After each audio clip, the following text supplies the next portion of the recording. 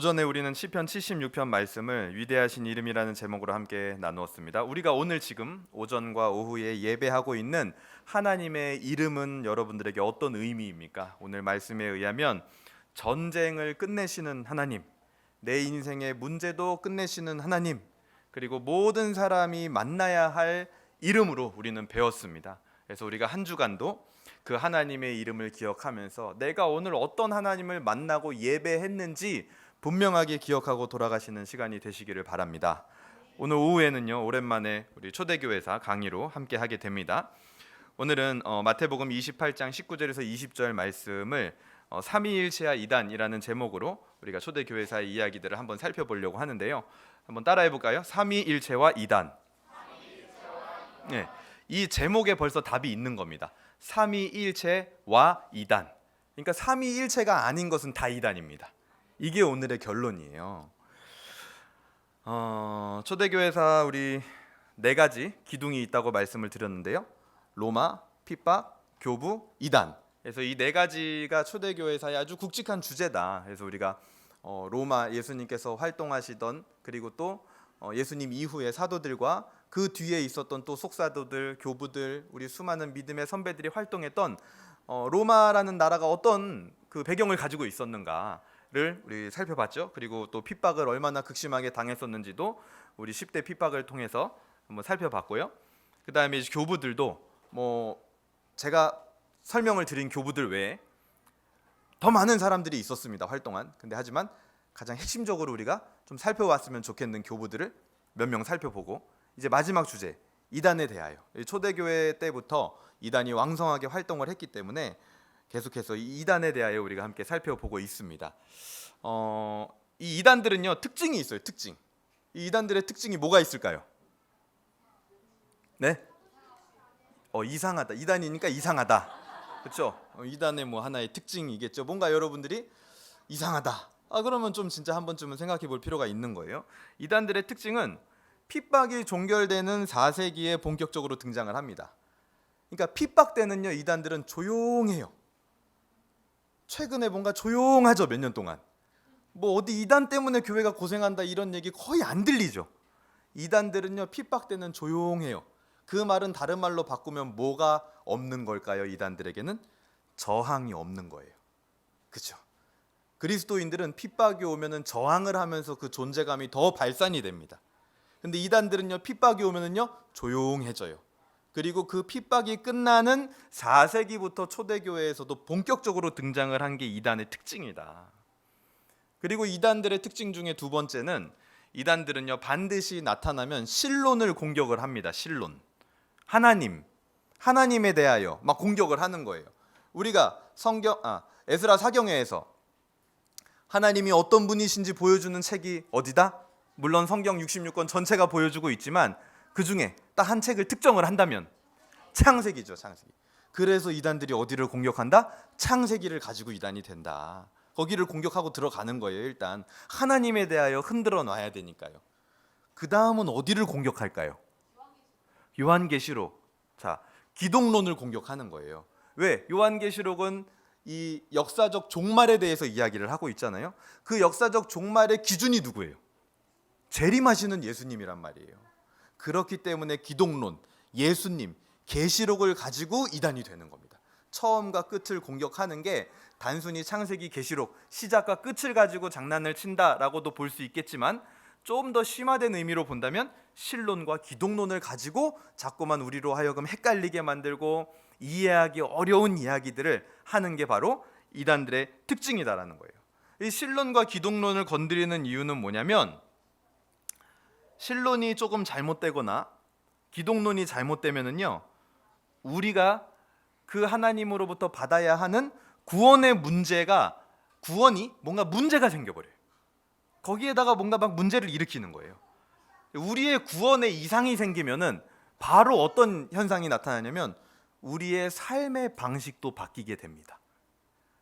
우리의 구원이 지금 우리가 알고 있는 대로 예수 그리스도를 믿는 믿음으로 구원받는다, 거기서 조금만 핀트가 틀어져도요, 우리의 삶의 방식이 오늘 이렇게 살지 못한다라는 거예요. 바뀌어진다라는 거예요. 구원에 대한 문제들을 건드려 놓으면은요.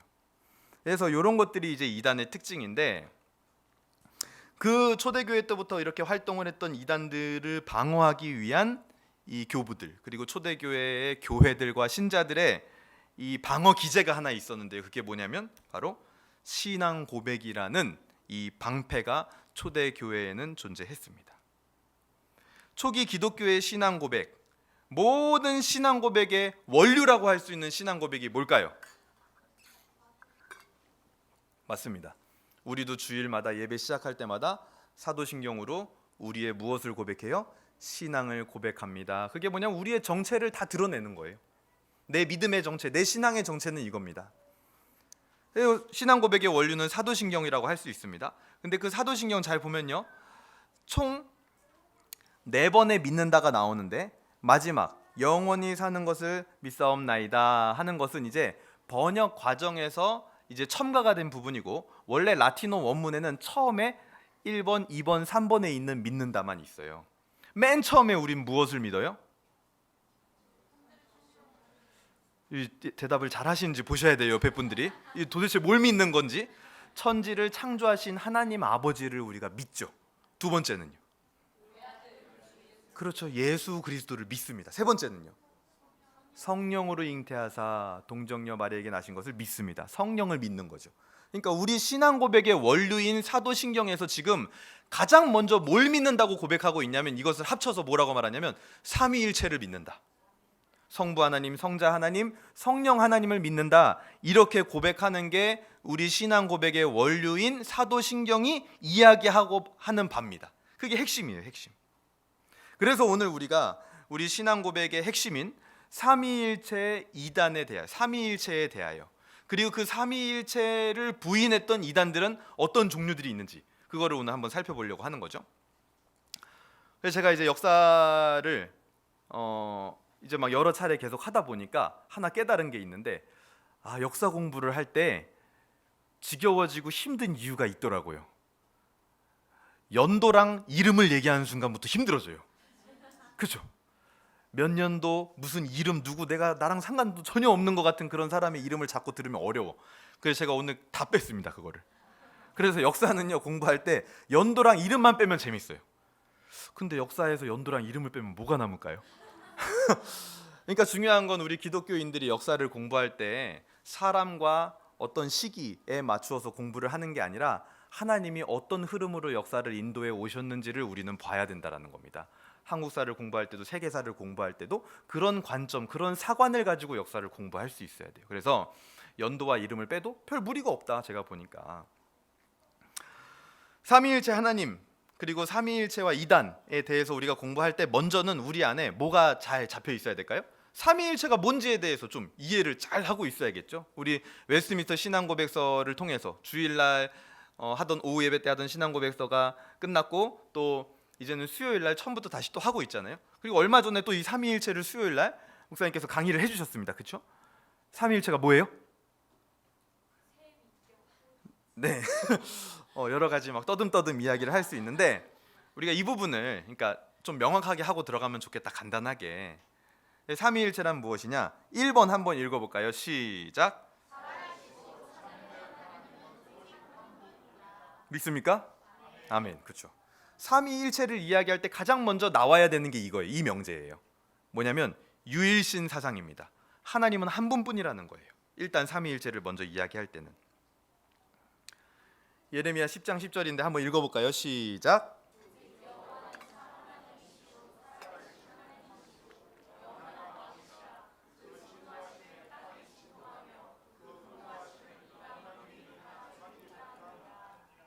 오직 여호와는 참 하나님이시오. 바꿔 말하면 오직 여호와만 진짜 신이다. 이게 성경에서 우리에게 계시하고 있는 바입니다. 그래서 우리의 신앙 사상, 우리의 신과는 뭐다? 유일신 사상이다. 단일신이나 다신론이 아니라 우리는 유일하신 한 분, 하나님. 신은 이 세상에 한 분만 계시다라는 거예요. 그게 누구냐? 여호와 하나님이다라는 것을 우리가 믿는 겁니다. 그게 우리의 신앙 체계예요. 그리고 그것이 성경이 말하는 신관이고 신앙 체계입니다. 근데 그 외에도 여러 신론이 있어요. 신관이 있습니다. 뭐 단일신론도 있고 다신론도 있습니다. 근데 이 하나님을 섬긴다라고 할 때 단일신론이나 다신론은 사실은 이미 하나님의 속성상 그것은 불가능한 일이에요. 더 쉽게 말하면 성경에서 그렇게 말을 안 해요. 하나님에 대해서 묘사를 할 때. 세상의 관점에서는 이 종교를 이야기할 때 이렇게 얘기를 합니다. 가장 먼저는 인간이 하등한 정령신앙, 토테미즘, 어떤 나무, 동물, 강, 바다 이런 것을 자기의 신으로 섬기는 데서부터 시작을 했다고 해요. 세상에서 말하는 종교는 정령신앙. 그리고 나서 그것이 업그레이드된 게 뭐냐면 다신론. 그런 어떤 물질에 신이 이렇게 깃들어 있는 게 아니라 보이지는 않지만 어떤 여러 신들이 있는 것 같아. 그러다가 마지막 종착점이 어디라고 이야기를 하냐면 유일신론이다. 유일신론. 그러다가 신이 한 분밖에 없다라는 종교로 마무리가 지어진 거고, 종교가 그렇게 발전을 했다라는, 이게 지금 진리가 아니고요. 그런 썰이 있다라는 거예요. 세상에서 종교를 이야기할 때. 이것은 진화론적 생각이죠. 하등한 정령신앙에서부터 시작해서 다신론을 거쳐서 유일신의 신앙이 된 것이다. 그래서 기독교의 신앙은 그렇게 형성되어져 온 거다. 상당히 진화론적인 생각입니다. 이거를 뭐라 그러냐면 종교의 발전 이렇게 얘기를 합니다. 근데 하지만 성경은 완전 거꾸로 이야기를 하죠. 성경은 뭐라 그래요? 태초에 유일하신 하나님께서 천지를 창조하셨으나 인간의 타락으로 말미암아 많은 신들과 우상들을 섬기게 됐다. 거꾸로죠. 세상에서는 정령신앙, 다신론, 유일신 이렇게 됐다라고 얘기를 하는데, 성경은 유일하신 하나님이 인간을 창조하셨고 그 인간이 타락해서 많은 신들을 섬기게 된 거다. 성경은 지금 거꾸로 가고 있는 겁니다. 두 번째, 우리가 삼위일체를 이야기할 때 반드시 들어가야 되는, 우리가 알고 있어야 되는 게 2번입니다. 시작. 삼위의 색깔이 칠해져 있죠. 삼위가 두 번째 나와야 되는 겁니다. 오직 한 분이신 하나님은 삼위로 존재하신다. 하나님이 삼위로 존재하신다라는 근거 구절은 성경에 너무 차고 넘칩니다. 우리도 이미 여러 번 봤어요. 첫 번째 우리 나와 있는 거 보면은 마가복음 1장 9절에서 11절.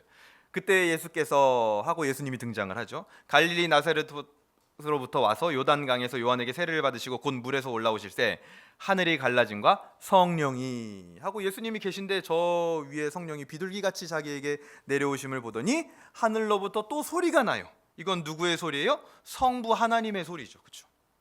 같은 시 공간 안에 지금 예수님과 성령님과 성부 하나님이 동시에 등장을 하고 있어요. 삼위로 계신 게 진짜 많네요. 성경에서 그렇게 우리에게 알려주고 있네요. 고린도후서 13장 13절. 주 예수 그리스도의 은혜와 하나님의 사랑과 성령의 교통하심이 너희 무리와 함께 있을지어다 하고 삼위를 지금 정확하게 이야기를 하고 있네요. 그렇죠? 삼위. 성경에서 우리에게 하나님은 삼위로 존재하신다라는 것을 이야기해주고 계시는 겁니다. 있는 겁니다. 하나님은 한 분이신데 세 위격 성부, 성자, 성령이 각각 하나님이라고 합니다. 이 신비를 표현한 말이 뭐냐면 삼위일체예요. 한 분인데 세 위격으로 존재한다. 도무지 이해가 안 가죠. 그렇죠? 근데 이 삼위일체 교리가요, 가장 많이 공격받은 교리 중에 하나입니다. 예정보다도, 작정보다도, 그 어떤 것보다도 교회 역사상 가장 많이 공격받은 교리가 바로 이 삼위일체 교리예요. 그러면서 동시에 가장 굵직한 이단들을 방어한 교리 중에 하나가 바로 이 삼위일체 교리다라는 거예요. 어떻게 보면 가장 튼튼한 방패라고 할 수 있는 거예요. 우리 신앙을 지켜낼 수 있는. 하나님의 존재에 대해서 너무 많은 이단 사상들이 활개를 치니까 그때부터 교회들은요, 우리의 신앙을 정리할 수 있는 적절한 용어를 좀 찾아야겠다. 이단이 너무 많다. 진짜 구분이 안 된다. 그렇게 해서 그 단어를 찾아서 사용하기 시작한 게 바로 이 삼위일체라는 겁니다. 세 번째, 삼위일체를 정리할 때 반드시 기억해야 되는 거 3번 한번 읽어보겠습니다. 시작.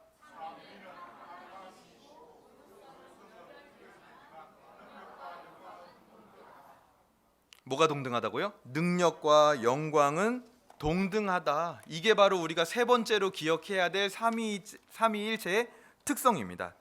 고유성이 있지만 능력과 영광에 있어서는 동등하다라는 거예요. 동등하다. 마태복음 28장 19절 방금 우리 오늘 본문 말씀인데요. 그러므로 너희는 가서 모든 민족을 제자로 삼아 아버지와 아들과 성령의 이름으로 삼위를 얘기하고 있는데 저 이름은 지금 뭐예요? 단수. 헬라어 원어로 보면 단수를 의미하고 있어요. 그러니까 아버지와 아들과 성령을 하나의 이름으로 지금 묶어버리고 있는 거예요. 능력과 영광이 동등하다라는 거죠. 요한일서 5장 20절 또 아는 것은 하나님의 아들이 이르러 우리에게 지각을 주사 우리로 참된 자를 알게 하신 것과 또한 우리가 참된 자 곧 그의 아들 예수 그리스도 안에 있는 것이니 그는 뭐다? 참 하나님이시다. 예수님과 지금 성부 하나님을 하나로 보고 있네요. 동등한 거 맞죠? 사도행전 5장 3절에서 4절 베드로가 이르되 아나니아야 어찌하여 사탄이 내 마음에 가득하여 내가 성령을 속이고 처음에는 성령을 속이고 이랬단 말이에요. 근데 맨 마지막에 보세요. 어떻게 끝나요? 사람에게 거짓말한 것이 아니요 하나님께로다. 성령과 하나님을 지금 교차로 사용하면서 동등하다라는 걸 보여주고 있는 겁니다. 그러므로 삼위 하나님은 고유성이 있지만 영광과 능력은 어떻다? 동등하다. 이게 굉장히 중요한 지점이에요. 동등하다. 벌써 졸면 안 됩니다. 이거 지금 삼위일체 이제 끝났어요, 정리. 그리고 오늘 원래 제가 보통 교회에서 강의할 때 한 7페이지 정도 준비하는데 오늘은 절반이에요. 안 기쁘세요? 굉장히 빨리 끝난다는 얘기입니다. 그래서 삼위일체를 우리가 이렇게 정리할 필요가 있고요. 우리가 삼위일체 교리를 배울 때 반드시 전제되어져야 하는 몇 가지 특성들이 있습니다. 왜냐하면 이 교리가 너무 신비하기 때문에. 한번 읽어볼까요? 시작. 이성을 어떻게 한 거다? 초월한 것이다. 그러므로 이해가 안 가요. 삼위일체 공부할 때 제일 무서운 사람이 누굴까요? 오늘 이해했다. 오늘 강의 듣고 나니까 목사님 삼위일체 완전 이해했어요. 내가 완전 이해했어요. 그게 제일 무서운 거예요. 나도 아직 이해가 안 가는데 어떻게 이해했지?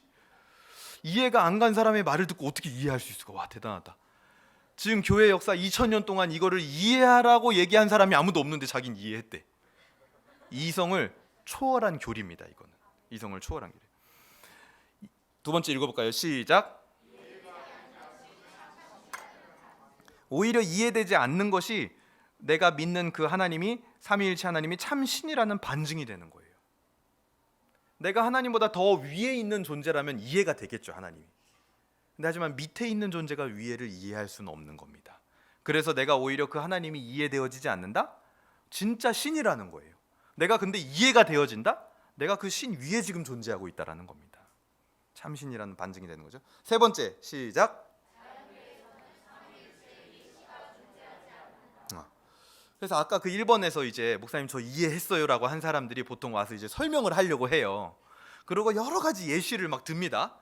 근데요, 삼위일체라는 이 말은요, 우리가 살고 있는 이 자연계에서는 예시가 존재하지 않아요. 이거는 저 하늘 영적인 세계에 존재하는 겁니다. 이 땅에 있는 어떤 걸로 삼위일체를 예로 들 수가 없어요, 아예. 왜냐하면 이 땅에서 무언가 존재하는 방식이 아니거든요. 이 삼위일체는 하나님의 아주 독특한 존재 방식이거든요. 그래서 자연계에서 어떤 예를 갖다가 삼위일체를 설명하려고 한다, 대부분 이당 사상과 유사하게 빠지거나 이산 사상이 돼버립니다, 사실은. 그래서 누군가가 여러분들에게 와서 야, 삼위일체는 이런 거야 하고 막 어떤 예를 들어가지고, 우리가 지금 아까 1, 2, 3번 정리한 대로 성경에 나와 있는 구절대로 그냥 말을 하는 게 아니라 어떤 막 예를 들어서 나를 이해시키려고 하는 시도를 한다, 지금 그 사람은 이단 사상을 가지고 있을 가능성이 매우 농후합니다. 자연계에서는요, 삼위일체에 대한 예시가 존재하지 않아요. 아주 독특한 진리이기 때문이죠. 네 번째 읽어볼까요? 시작. 그렇기 때문에 이해하는 게 아니라 성경 계시가 말하는 걸 그냥 우리는 받아들이는 거예요. 그냥 성경 모든 구절, 성경 처음부터 끝까지 하나님의 존재가 어떻게 될까 하는 모든 구절을 다 끌어모아 보니까 삼위일체라는 결론이 나온 거예요. 그래서 그냥 우리는 그걸 받아들이는 겁니다. 그리고 그거를 그냥 말하는 거예요. 쉽게 말해서 기계처럼요. 그냥 이 삼위일체 교리에서는 그게 돼야 돼요. 내가 이해는 안 되지만 기계처럼 설명은 할 수 있어야 되는 거예요. 난 이걸 믿는다, 이렇게 수납하는 거예요. 그냥. 다섯 번째 읽어볼까요? 시작. 그렇죠? 그래서 우리가 이해는 못해도 설명은 할 수 있어야 된다. 그러니까 자꾸만 이해를 하려고 해서 뭐 삼위일체를 물로 한번 설명해 볼게요. 고체, 얼음, 그리고 액체 물, 그리고 기체 수증기, 혹은 뭐 불로 설명해 볼게요. 뭐 열 에너지, 그리고 불꽃, 그리고 뭐 어떤 온도, 이런 식으로 설명하는 거는 지금 다 잘못된 겁니다. 그냥 우리는 성경에서 말하는 대로 그냥 말만 하면 되는 거예요. 왜냐하면 이거는 이해할 수 없는 교리거든요. 마지막입니다. 6번째 읽어볼까요? 시작. 삼위일체 교리가요, 그냥 사변적이고 이론적인 교리가 아니라는 거예요. 그래서 우리가 대교리 문답 요즘 금요일마다 이제 청년들이 같이 공부를 하고 있고, 수요일 날은 웨스트민스터 신앙고백서를 하고 있는데, 이 삼위일체 교리, 하나님의 존재 방식에 대해서 이야기한 뒤에 뭐가 나와요? 하나님의 사역들에 대해서 소개를 하고 있습니다. 그러니까 우리 믿음의 선배들이 이 신앙 고백의 순서를 구성할 때 이 하나님이 하시는 사역, 창조나 작정, 예정, 이런 것들과 삼위일체라는 그 하나님을 긴밀하게 연결시킨다라는 거예요. 그래서 삼위일체 하나님은요, 삼위일체라는 이 교리는 하나님의 사역하고 굉장히 깊이 연결이 돼 있습니다. 그냥 단순히 하나님의 존재가 이런 거구나 알고 넘어가자, 그게 끝이 아니에요. 굉장히 긴밀하게 연결이 돼 있다라는 사실을 우리가 알아야 돼요. 그래야 내가 지금 오늘날 이 형태로 신앙생활하고 있는 것이 이해가 가고, 그것이 매우 감사한 지경까지 이룰 수 있다라는 겁니다. 그래서 이 맨 위에 읽어볼까요? 시작. 이게 무슨 말이냐면 인간의 언어로 하나님을 표현하는 겁니다. 삼위일체는. 그렇죠? 어떤 표현도요 완전한 표현일 수가 없어요. 인간의 언어는 제한적이기 때문에요. 하지만 우리가 그럼에도 불구하고 삼위일체라고 말할 수 있는 것은 하나님께서 인간적 언어 표현으로 자신을 낮추신 것이 전제되어 있기 때문에 그렇게 표현해 볼 수 있는 거예요. 이해되셨나요? 그러므로 하나님에 대한 지식, 하나님을 알아간다라고 할 때 그 지식 자체는 시작이 벌써 자신을 낮추시는 하나님의 자비와 은혜가 포함되어 있다라는 겁니다. 하나님을 어떻게 감히 인간의 언어로 묘사를 할 수 있겠어요? 근데 우리는 지금 묘사를 하고 있잖아요. 삼위일체라고. 그거 자체가 뭐냐면 지금 하나님이 굉장히 낮아져 있는 상태라는 거예요. 하나님을 알아간다라는 것은 기본적으로 하나님의 낮아지심이 전제되어 있는 겁니다. 그래서 우리가 삼위일체, 삼위일체, 삼위일체 하는 것도 하나님이 지금 굉장히 낮아진 상태로 우리에게 다가온 거예요. 삼위일체라고 표현이 되어 있는 것도요. 그래서 우리가 이렇게 삼위일체를 한번 정리를 해봤습니다. 그래서 그 삼위일체와 다른 것을 주장하는 초대교회에서 나타난 삼위일체와 이단들이 무엇이 있는가? 쉽게 말해서 반삼위일체라고 할 수 있겠죠. 뭐가 있는가 한번 살펴보면요, 단일신론이 있습니다. 단일신론. 왜냐하면은 이제 초대교회사에서 하나님을 어떻게 묘사하느냐 했을 때는 뭐 다신론은 아예 성립이 안 되는 거예요. 왜냐하면 하나님에 대해서, 지금 하나님의 존재에 대해서 이야기를 하는 거니까. 그래서 단일신론을 얘기를 해요. 이 단일신론이라는 건 뭐냐면 하나님 한 분, 하나님은요 한 위격만 있다는 거예요. 예수님, 성령님은 하나님이 아니라는 거예요. 쉽게 말해서. 그 이론이 이제 뭘로 나타나냐면 양태론이나 양자론, 요런 이론 타이틀을 달고 나타납니다. 그래서 요거를 전부 다 합쳐서 뭐라고 하냐면 이거 반삼위일체다, 이렇게 이해하시면 돼요. 반삼위일체. 그리고 그거를 주장한 사람 중에 대표 주자 아리오스. 제가 아까 이름이랑 연도 다 뺐다 그랬죠. 그런데 이 사람은 들어와 있어요. 그럼 무슨 의미일까요? 얼마나 심각한 사람인지가 나타나는 거예요. 빼려고 했는데 이 사람은 빼면 안 돼요. 왜냐하면 너무 큰 반삼위일체론자였기 때문에 우리가 꼭 봐야 되는 겁니다. 먼저는 우리가 양태론을 한번 살펴볼까요? 양태론. 이 반삼위일체 이론 중에 양태론이라는 게 있는데 양태론에서 설명하는 게 이거예요. 아까 예시로 말씀드렸던, 여기 지금 이거 금지 표시, 이거 잘 보셔야 돼요. 이거를 보고 지금 삼위일체 이해했다 이러시면 안 됩니다. 자, 하나님은 물이야. 근데 그 물이 그러니까 0도 이하로 떨어지면 얼음으로 존재를 하지. 그리고 그 물이 녹으면은 액체가 되지. 그리고 끓으면은 기체가 되잖아. 하나님은 그런 거야. 삼위일체는 성부, 성자, 성령은 그렇게 존재하는 거야. 이 말이 바로 양태론 이단입니다. 이단. 그 궁거 구절로 그 사람들이 삼은 게 요한복음 14장 10절인데요. 우리 같이 한번 읽어볼까요? 시작.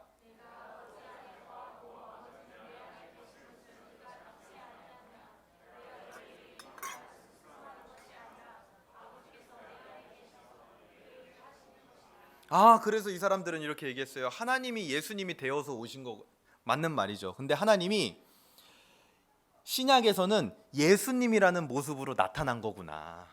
성부 하나님의 모습은 없고 성자 하나님의 모습으로 나타난 거일 뿐이구나. 그리고 그 성자 하나님이 이 땅에서 승천하시고 나서는 성령 하나님의 모습으로 나타난 거일 뿐이구나. 그렇게 이야기를 했다는 거예요. 단 한 가지의 위격으로만 하나님을 설명했다라는 거죠. 그럼 성자 하나님의 모습으로 이 땅에 나타났을 때는 성부 하나님이 지금 없는 거예요. 성령 하나님도 없는 거고, 성령 하나님은 활동할 때는 성자 예수님이나 성부 하나님은 없는 겁니다.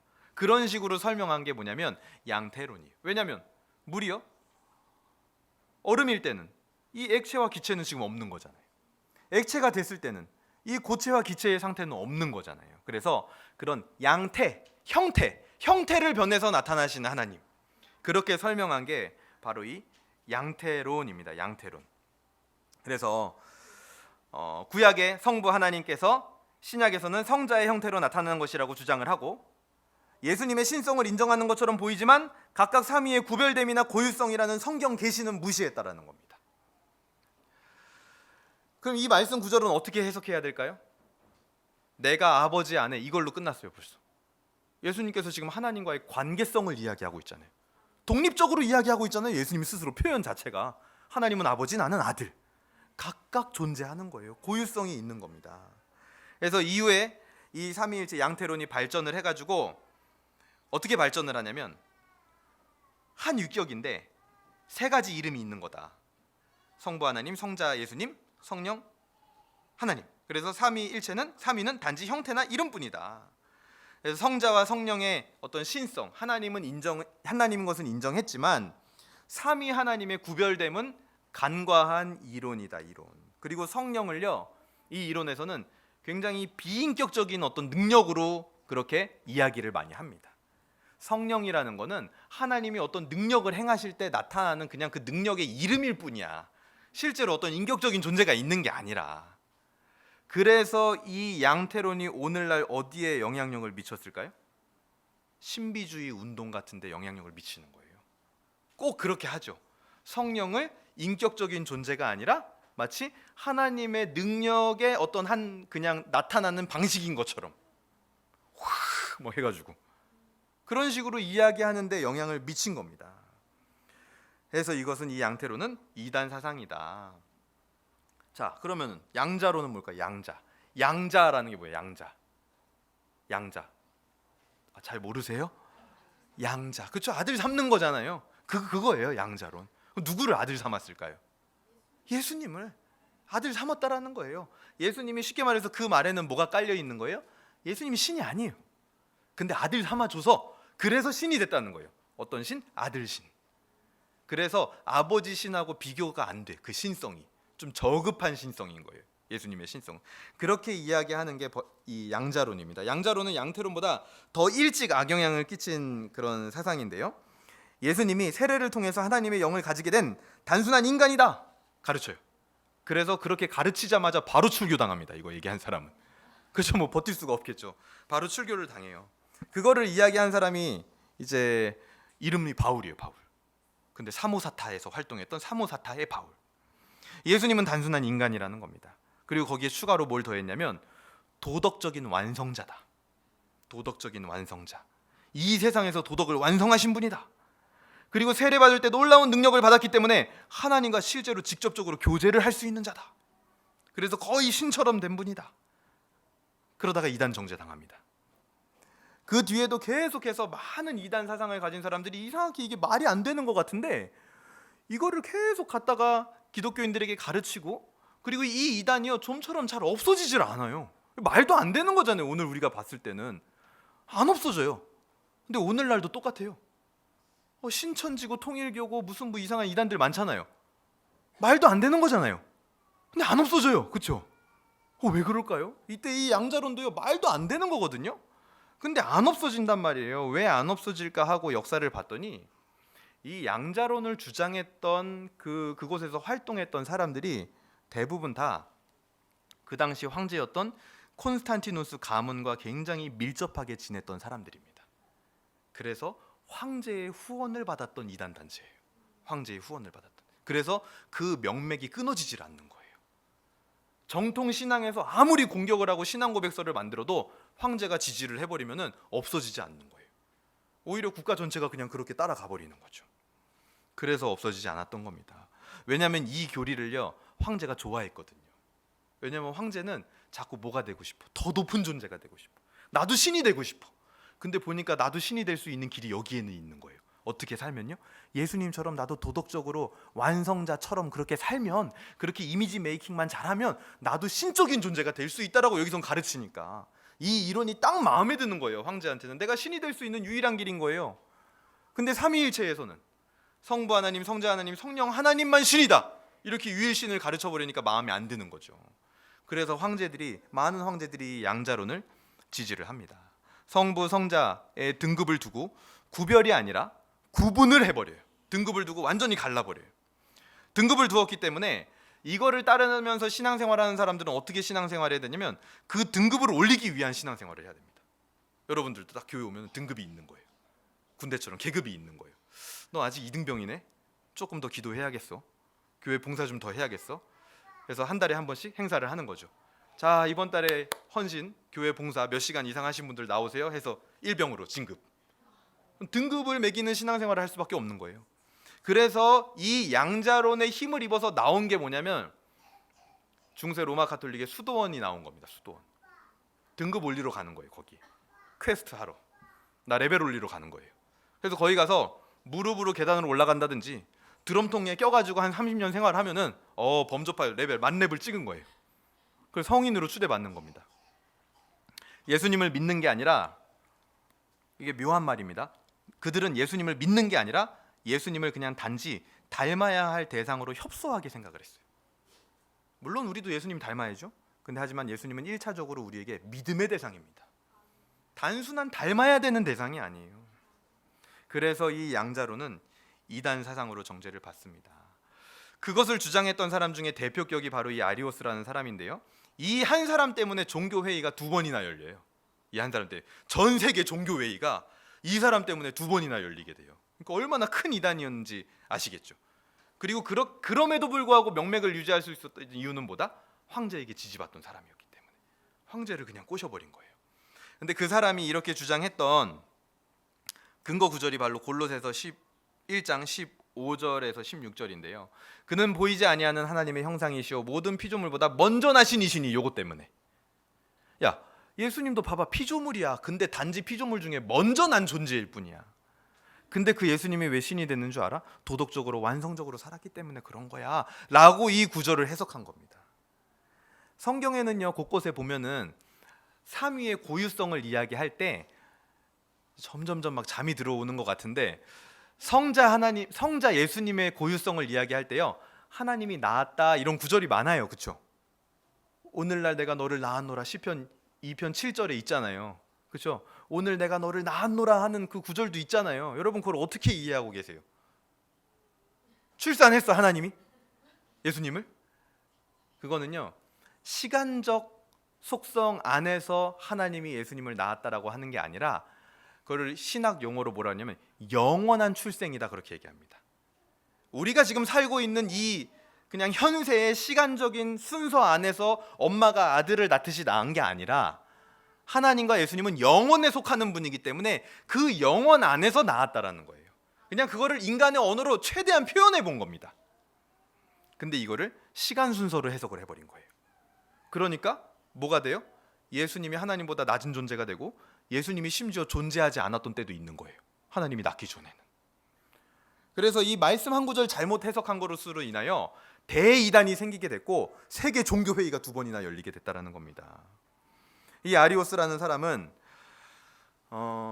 원래는 이렇게 이단자는 아니었는데 왜 이런 사상에 심취하게 됐냐면, 핍박이 끝나고 나서 이 기독교 안에 무슨 일이 있었냐면 분파 운동이 일어나요. 분파 운동. 그 분파 운동이 뭐냐면 우리 원래 다 공부했던 건데 이제 좀 깨끗해지셨죠? 분파 운동은요 믿음을 지켰던 사람들이 있어요. 교회에는. 그렇죠? 그리고 치사하게 도망간 사람들도 있어요. 믿음을 배신한 사람들도 있어요. 그들을 받아들이지 말자라는 게 분파 운동입니다. 니네랑 우린 질적으로 달라. 응? 핍박 때 도망간 주제에 감히 우리한테 끼려고 하는 게 분파 운동이에요. 그 모습을 이 아리오스라는 사람이 보고 기독교 완전 극혐 이렇게 돼버린 거예요. 너무 싫어 진짜. 맨날 자기들끼리 싸우고 안 받아들여주고 용서는 안 하고. 그래가지고 내가 그냥 하나 차려야겠다 해가지고 이런 사상을 만들어낸 거예요.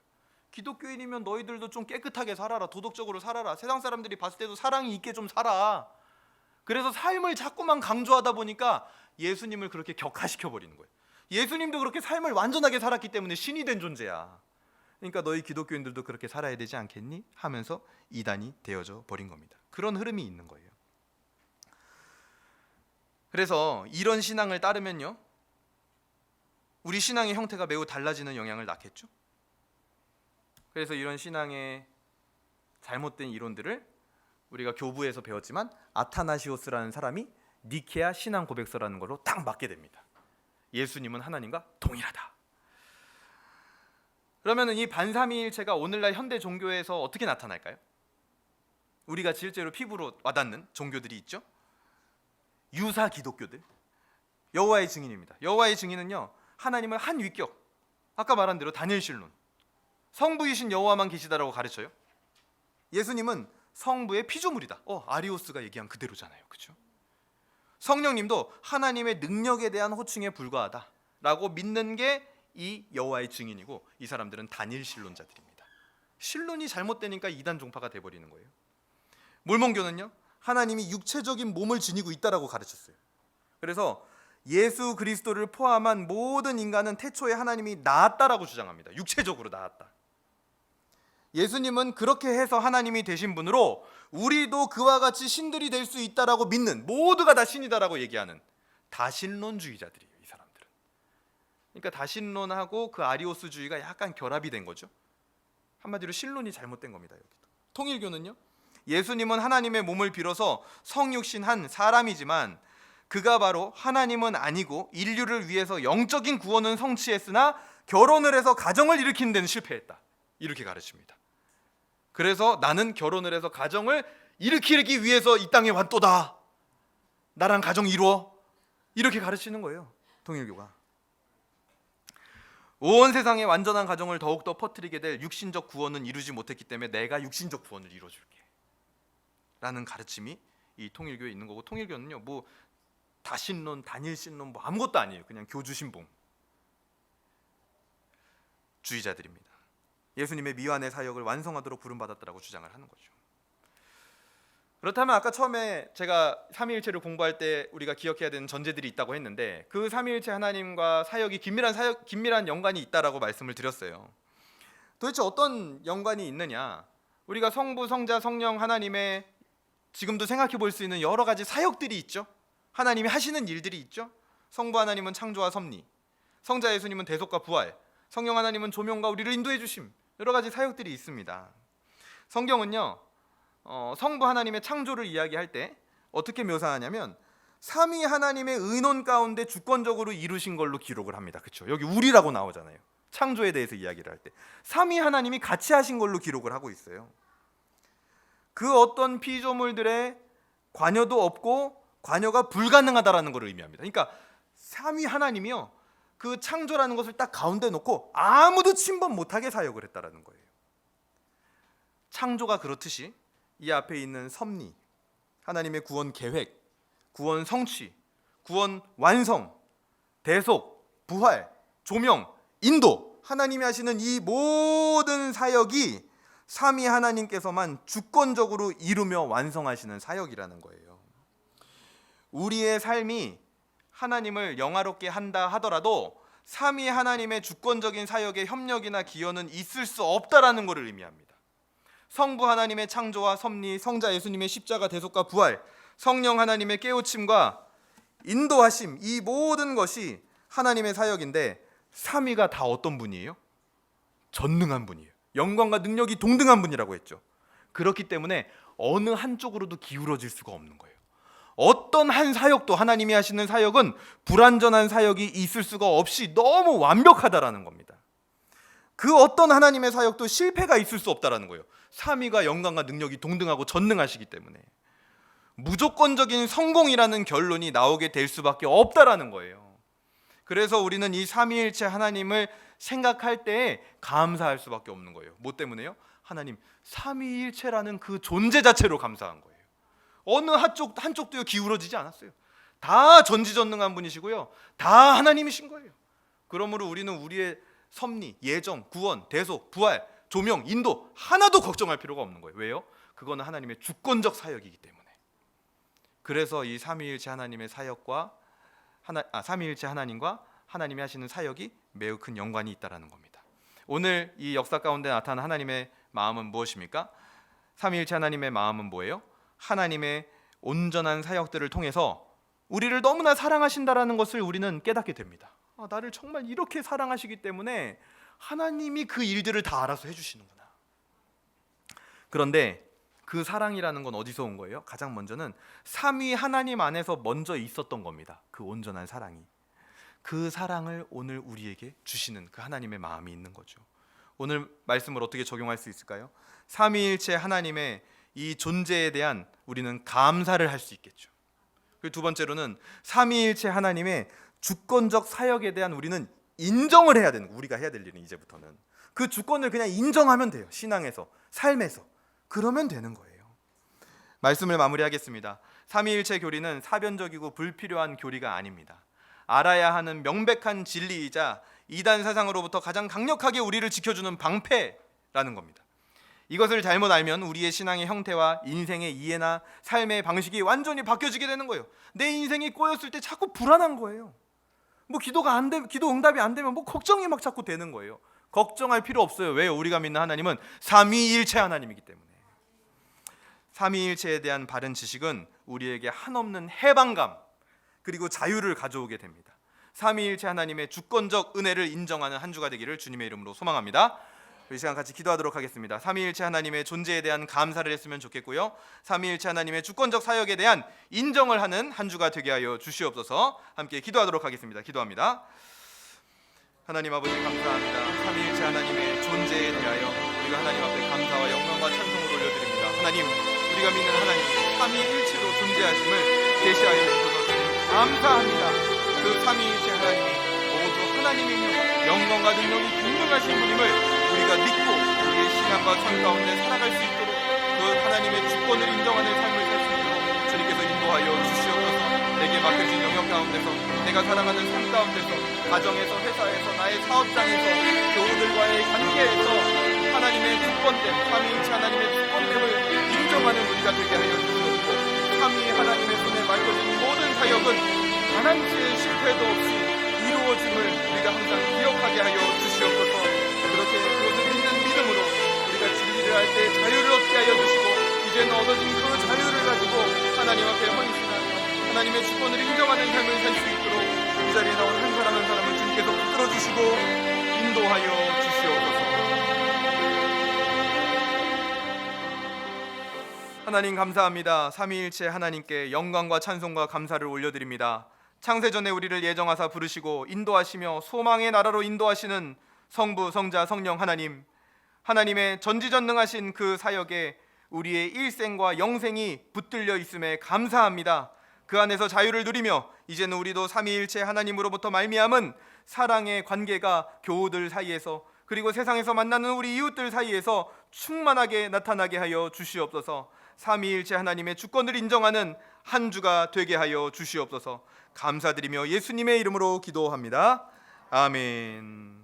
우리 찬송가 14장 부른 후에 제가 기도하고 축도하고 마치도록 하겠습니다.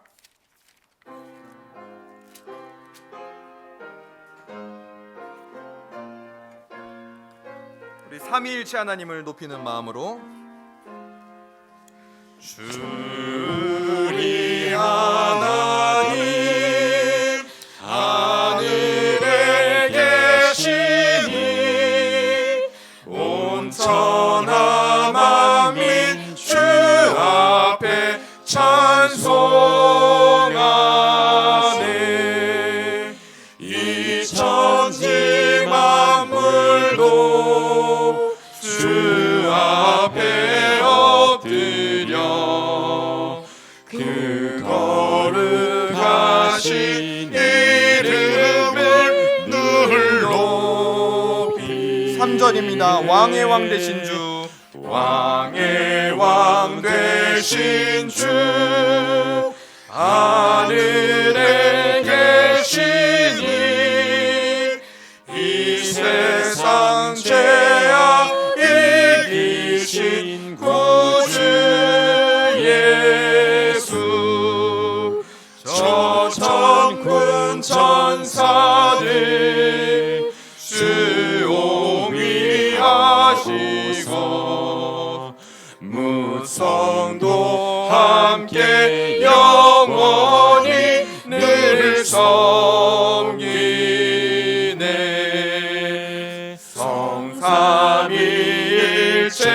성삼위일체께 승리한 우리들 다 기쁜 소리 높여서 감사드려 창조주 하나님 내 주님 되시니 주 앞에 나도 엎드려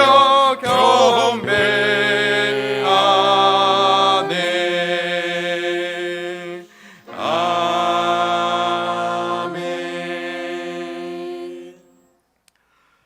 오늘도 거룩한 주일을 맞아 하나님 앞에 나와 예배하고 이제는 삶의 예배로 돌아가게 하시니 감사합니다.